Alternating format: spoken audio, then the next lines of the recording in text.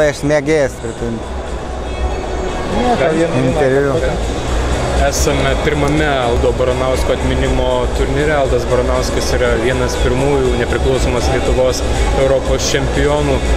Jūs buvot šalia to vaikino, kai jis rodė lygį, lietuviško dziudo lygį. Ja.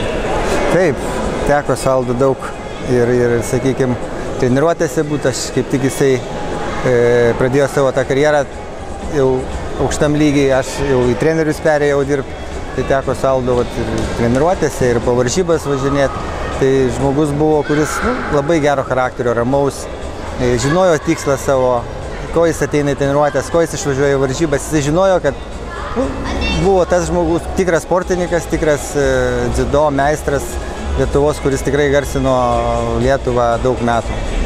Ko palinkėtumėt savo auklėtiniams sekti, kokiomis Aldo savybėmis? Jeigu paimti, jeigu, sakykime, visi turėtų tokį charakterį kaip Aldo, kovotojo charakterį, tai manau, kad mes turėtum ne vieną Europos čempioną. Aišku, mes turim gerų sportininkų šiai dienai ir jie šiandien, manau, kad pirma mūsų rinktinė turi pakovoti dėl pirmos, antros vietos būtinai. Aišku, jeigu taurę paims, tai būtų čia Aldui turbūt dovana, sakykime, ir mums visiems dovana ir toliau.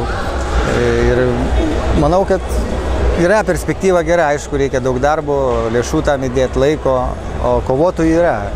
Aišku, sakau, jeigu visi tokie būtų kaip Aldas, tai mes būtum viršūnės. Jeigu norėtumėt pažvelgti į tą kitą jo tatamį ir pasakyti porą žodžių Aldai ir kartu palinkėti turnyrui. Jo, Aldai, tu visada su mumi būsi. Ir manau, daugelį metų mes tą turnyras tikrai išauks dar didesnį, Aldas tai matys ir mes su juo visada būsim tikrai. Ir mūsų aš sportininkam linkiu tikrai sėkmės ant tatamio ir gyvenime, aišku. Paskutinis klausimas, pirmasis turnyras, koks tai blynas? Žinot, vienas kaip ir visada, pirmas, yra klaidų, yra, sakykime, bet pats turnyras nėra pačio aukščiausio lygio, bet jisai tikrai išauks. Šiai dienai jisai tikrai mūsų Lietuvai, kaip tik Lietuvai trūksta tokio aukšto lygio varžybų. Trūksta. Kadangi, iš tikrųjų neturim galbūt galimybių, o šitas turnyras, jeigu išauks, tai mums bus tikrai čia geras perspektyva į priekį, sakykime taip. Jeigu dar ką nors turit pridurti, prašau. Nieko, ačiū Lytiškiam, kad suorganizavo turnyrą. Ačiū.